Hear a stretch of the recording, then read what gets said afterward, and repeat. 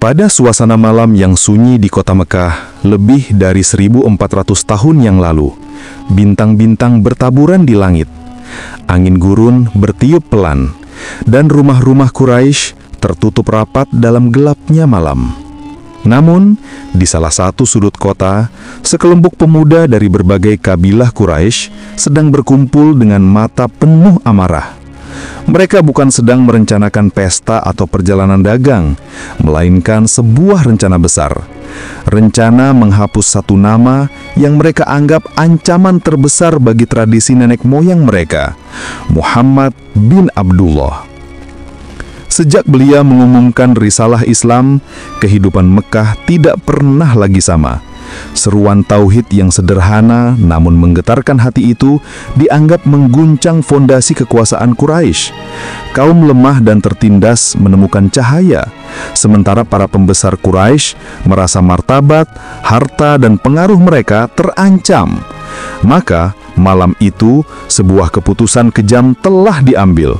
Muhammad harus dibunuh. Tapi inilah yang sering terlupakan dalam cerita sejarah. Meski manusia merancang dengan segala tipu daya, Allah lah yang mengatur skenario kehidupan. Malam yang mereka kira sebagai akhir dari dakwah, justru berubah menjadi awal dari sebuah peradaban besar. Kisah malam hijrah bukan sekedar catatan sejarah tentang perpindahan seorang nabi dari Mekah ke Madinah. Ia adalah titik balik yang menandai lahirnya sebuah masyarakat baru, fondasi peradaban Islam yang kelak akan mengubah wajah dunia. Dalam video ini, kita akan menyelami bagaimana rencana Quraisy yang begitu matang akhirnya gagal total. Kita akan menelusuri latar belakangnya, mengenal para tokoh yang terlibat, mengikuti alur peristiwa yang menegangkan, hingga merenungkan dampak besarnya bagi perjalanan Islam. Sebuah kisah dramatis, penuh intrik, sekaligus syarat dengan pelajaran hidup yang abadi.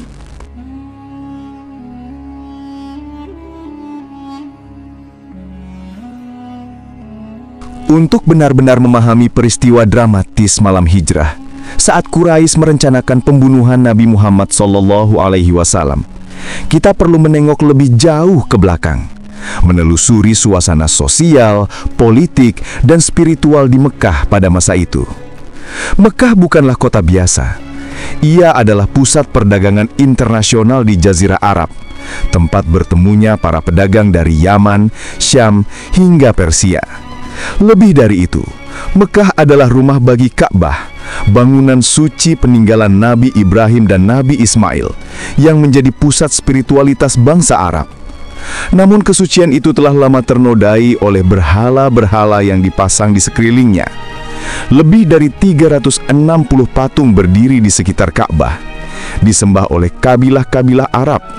Tradisi jahiliyah dengan segala ritual paganisme menjadi bagian tak terpisahkan dari kehidupan sehari-hari. Di tengah kondisi itu, lahirlah Muhammad bin Abdullah yang kelak dikenal sebagai Al-Amin, si terpercaya. Sejak muda, beliau dikenal jujur, adil, dan tidak pernah terlibat dalam penyembahan berhala. Karakter itu membuatnya dihormati, bahkan oleh orang-orang yang kelak menjadi musuh bebuyutannya. Namun semua berubah ketika pada usia 40 tahun, beliau menerima wahyu pertama di Gua Hira. Seruan Islam sangat sederhana. La ilaha illallah, tidak ada Tuhan yang berhak disembah selain Allah. Tetapi kesederhanaan itu justru mengguncang fondasi masyarakat Quraisy. Mengapa? Karena keyakinan baru ini tidak hanya menolak berhala-berhala, tetapi juga mengancam sistem sosial ekonomi yang telah mengakar. Ingat, Ka'bah dengan segala berhala di sekelilingnya adalah magnet utama yang mendatangkan ribuan peziarah setiap tahun. Dari situlah Quraisy memperoleh keuntungan besar, baik secara finansial maupun politik. Bagi para bangsawan Quraisy, menerima Islam sama saja dengan kehilangan kuasa. Bagaimana mungkin mereka bisa mempertahankan kedudukan jika semua kabilah yang datang berhenti menyembah berhala, berhenti membeli hewan kurban, dan berhenti menyembah di kuil-kuil kecil yang mereka kelola? Lebih jauh lagi, Islam juga membawa pesan kesetaraan. Tidak ada perbedaan antara kaya dan miskin, antara budak dan tuan, antara bangsawan dan orang biasa, semua sama di hadapan Allah. Pesan inilah yang membuat kaum lemah berbondong-bondong masuk Islam, sementara para penguasa Quraisy meradang. Maka dimulailah gelombang penentangan. Dari ejekan dan cemoohan, berlanjut ke intimidasi, pemboikotan, hingga penyiksaan brutal terhadap para sahabat Nabi. Kita mengenal kisah Bilal bin Rabah yang dijemur di padang pasir dengan batu besar di dadanya, atau keluarga Yasir yang disiksa hingga gugur karena mempertahankan iman. Namun meski tekanan demi tekanan diberikan, cahaya Islam terus menyebar. Bahkan beberapa tokoh penting Quraisy akhirnya memeluk Islam, seperti Umar bin Khattab dan Hamzah bin Abdul Muthalib. Peristiwa ini semakin membuat para pemuka Quraisy gelisah. Di sisi lain, muncul secerah harapan baru ketika sekelompok orang dari Yasrib, kelak dikenal sebagai Madinah, menerima dakwah Nabi. Mereka mengajak Rasulullah untuk hijrah ke kota mereka, menawarkan perlindungan, bahkan berjanji akan membela beliau seperti membela diri dan keluarga mereka sendiri. Inilah yang dikenal sebagai Baiat Aqobah. Bagi Quraisy, kabar ini adalah bencana besar. Mereka tahu betul, bila Muhammad berhasil pindah ke Yasrib dan memiliki basis pendukung yang kuat, dakwah Islam akan semakin tak terbendung. Lebih dari itu, posisi strategis Yasrib di jalur perdagangan membuat Quraisy khawatir dominasi mereka akan hancur. Maka mereka sepakat tidak ada jalan lain selain menghentikan Muhammad dengan cara yang paling kejam, yaitu membunuhnya sebelum beliau sempat meninggalkan Mekah. Disinilah lahir rencana jahat yang disebutkan dalam Al-Quran. Dan ingatlah, ketika orang-orang kafir Quraisy memikirkan daya upaya terhadapmu untuk menangkap dan memenjarakanmu, atau membunuhmu, atau mengusirmu. Mereka memikirkan tipu daya, dan Allah menggagalkan tipu daya itu. Dan Allah sebaik-baik pembalas tipu daya.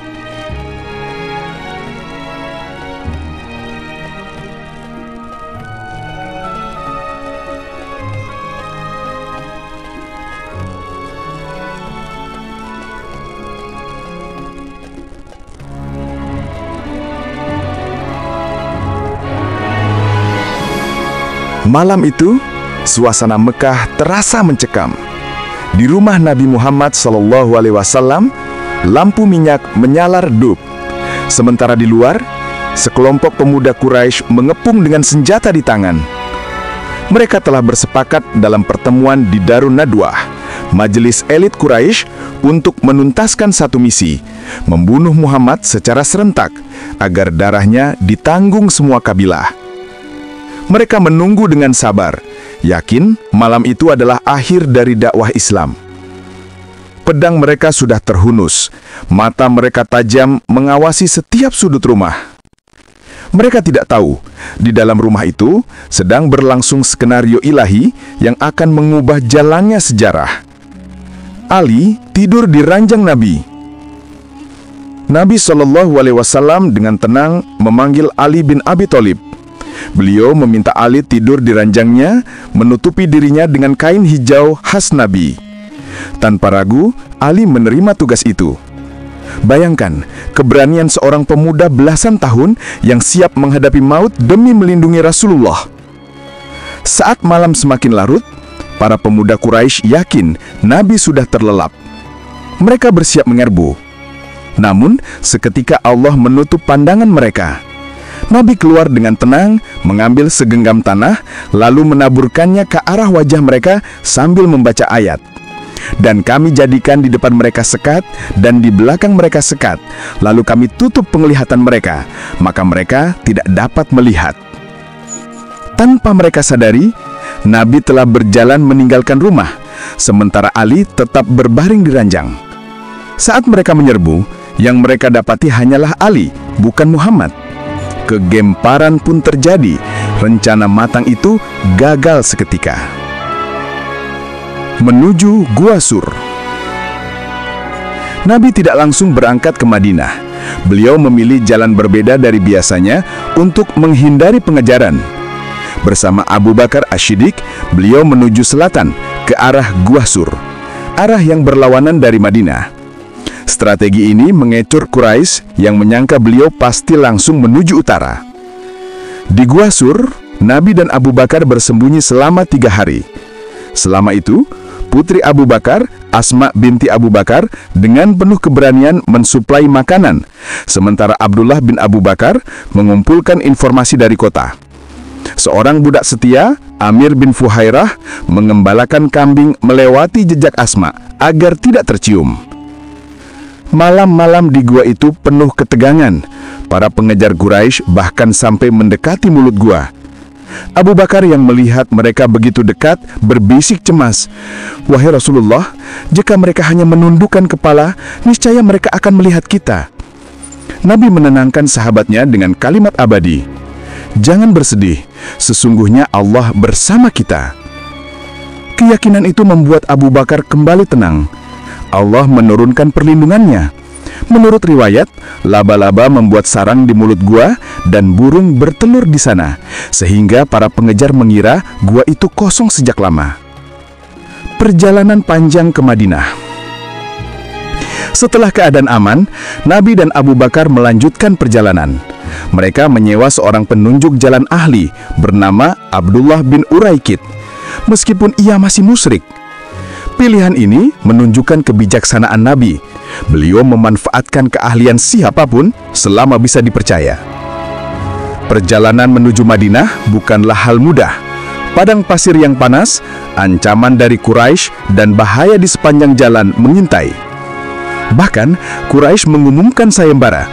Siapapun yang berhasil menangkap Muhammad akan diberi hadiah 100 ekor unta. Jumlah itu begitu besar, membuat banyak orang tergiur. Salah satunya adalah Surakah bin Malik, seorang penunggang kuda tangguh. Ia hampir berhasil menangkap Nabi, namun setiap kali mendekat, kudanya terperosok ke tanah. Surakah akhirnya sadar, ini bukan perjalanan biasa. Ia malah memohon keamanan kepada Nabi, dan Nabi pun memberi jaminan. Kelak, Surakah benar-benar masuk Islam, bahkan menyaksikan jatuhnya Persia di masa Umar bin Khattab, sebagaimana pernah dijanjikan Nabi kepadanya. Sambutan di Madinah.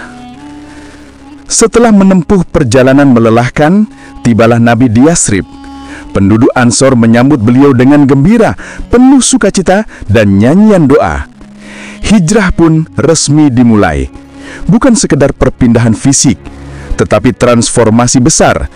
Dari seorang nabi yang tertindas di Mekah, ia kini menjadi pemimpin masyarakat baru di Madinah. Hijrah menandai babak baru dalam sejarah Islam.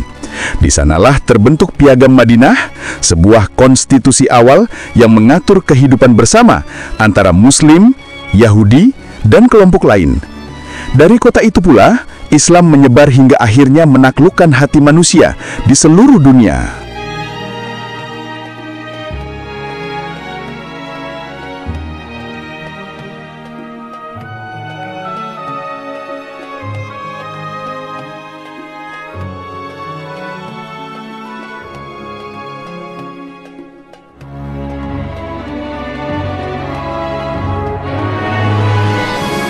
Hijrah Nabi Muhammad SAW dari Mekah ke Madinah bukan sekadar perpindahan geografis.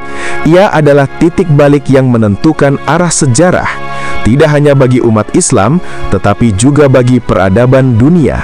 Apa yang semula tampak sebagai upaya penyelamatan diri, justru menjadi fondasi lahirnya sebuah tatanan masyarakat baru yang berpengaruh hingga hari ini.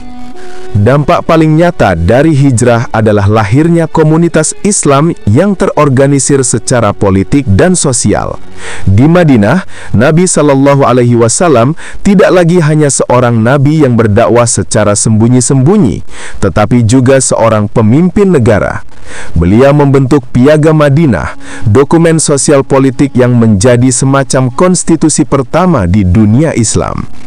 Piagam ini mengatur hubungan antar kelompok, termasuk kaum Muslim, Yahudi, dan suku-suku lainnya.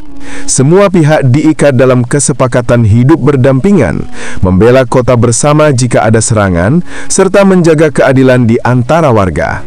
Hal ini menandai pergeseran besar. Islam kini bukan hanya ajaran spiritual, tetapi juga sistem hidup yang meliputi hukum, politik, dan sosial. Di Mekah, kaum muslimin adalah minoritas yang tertekan. Mereka sering disiksa, dihina, bahkan dipaksa meninggalkan keimanan. Namun di Madinah, keadaan berbalik. Kaum muslim diterima, dihormati, dan memiliki ruang untuk berkembang. Dukungan kaum Ansar yang tulus membuat Islam mendapatkan pijakan kuat. Dari kota kecil Yathrib, Islam tumbuh menjadi kekuatan besar yang kelak mengguncangkan Jazirah Arab. Hijrah membuktikan bahwa perubahan besar selalu membutuhkan basis sosial yang kokoh.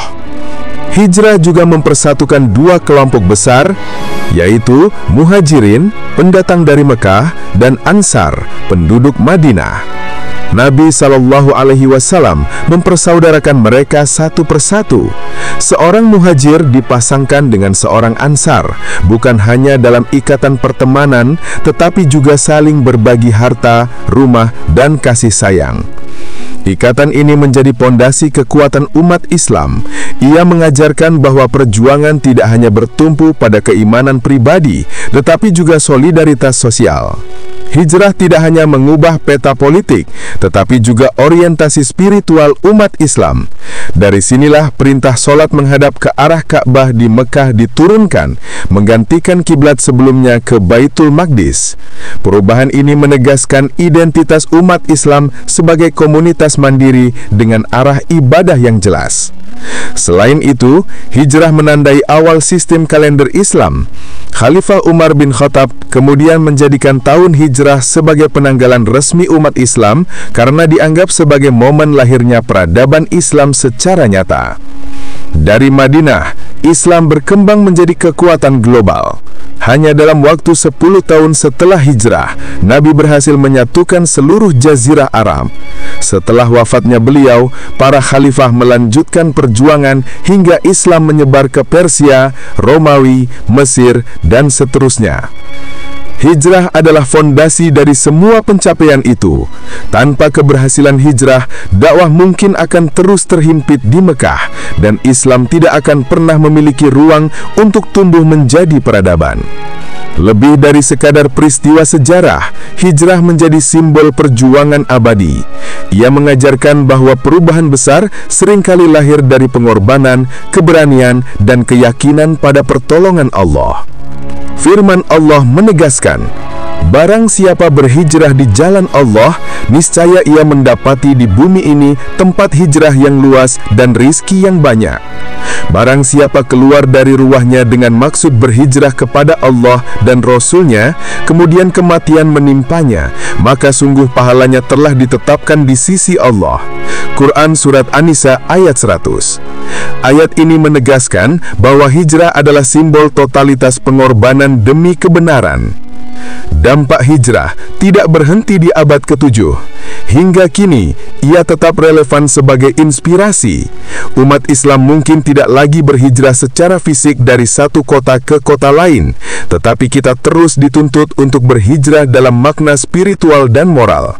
Meninggalkan kebiasaan buruk menuju kebaikan, berpindah dari kezaliman menuju keadilan, dari keraguan menuju keyakinan. Hijrah Nabi adalah pengingat bahwa setiap perubahan membutuhkan keberanian. Dunia Islam yang kini tersebar di berbagai belahan dunia adalah bukti nyata dari sebuah langkah hijrah yang penuh resiko, namun diberkahi oleh Allah. Dengan demikian, dampak hijrah Nabi Muhammad SAW tidak bisa dipandang sebagai peristiwa lokal semata. Ia adalah momen global yang mempengaruhi jalannya sejarah umat manusia. Dari sebuah gua sunyi di Thur, lahirlah cahaya peradaban yang menerangi dunia.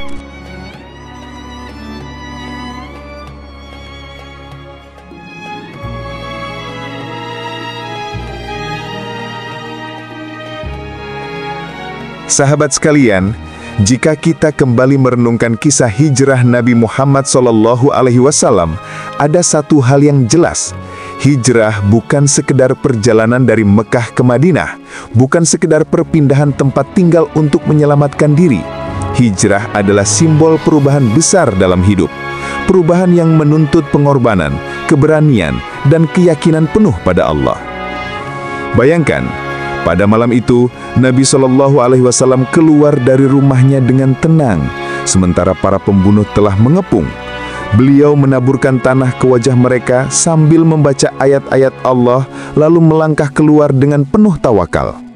Adegan ini bukan hanya drama sejarah, tetapi juga pelajaran hidup bahwa saat manusia bersekongkol untuk menghancurkan kita, pertolongan Allah bisa datang dengan cara yang tak pernah kita duga.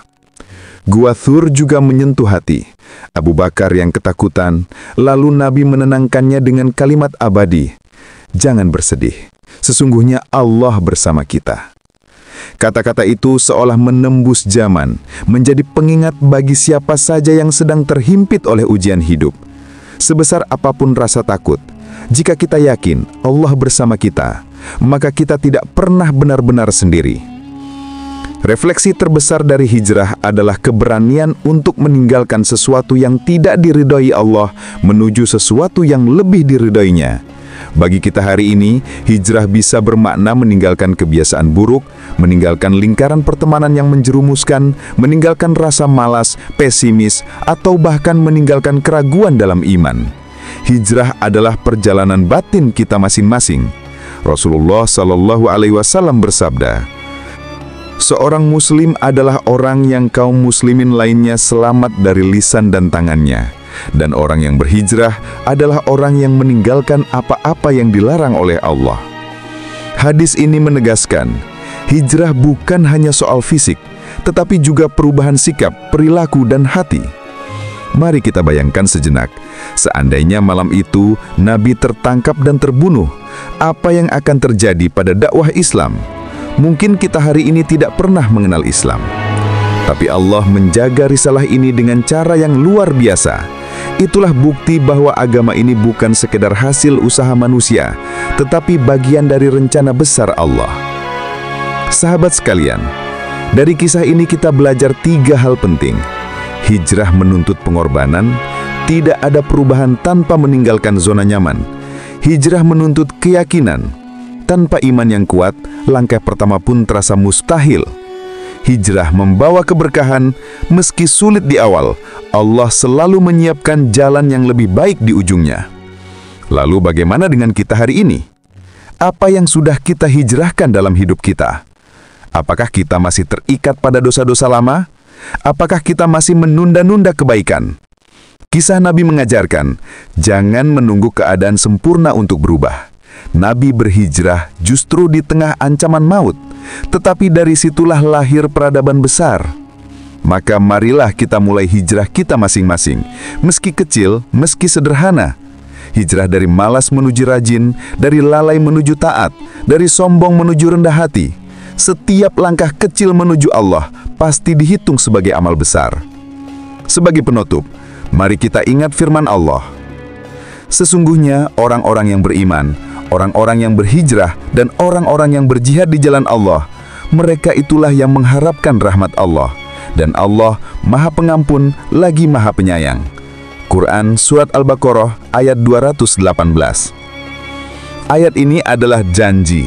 Janji bahwa siapapun yang berani berhijrah, meninggalkan keburukan menuju kebaikan, akan selalu dalam naungan rahmat Allah. Sahabat, semoga kisah hijrah Nabi ini tidak hanya kita dengarkan sebagai sejarah, tetapi juga menjadi cermin untuk hidup kita hari ini. Jika Nabi dan para sahabat berani meninggalkan segalanya demi Allah, apakah kita tidak mampu meninggalkan 1 atau 2 kebiasaan buruk demi kehidupan yang lebih baik? Mari bersama-sama kita niatkan hijrah, meski kecil, meski sederhana. Hijrah dari malas menuju rajin, dari lalai menuju taat, dari sombong menuju rendah hati. Setiap langkah kecil menuju Allah pasti digandakannya menjadi pahala besar. Dan sebelum kita akhiri video ini, saya ingin mengajak sahabat semua untuk terus mendukung perjalanan dakwah ini. Dengan menekan tombol subscribe, menyukai dan membagikan video ini, Anda sudah ikut serta menyebarkan cahaya Islam ke lebih banyak hati. Semoga Allah membalas dengan pahala yang berlipat ganda. Ingatlah, hijrah tidak hanya terjadi di masa lalu. Hijrah adalah panggilan untuk kita semua. Hari ini,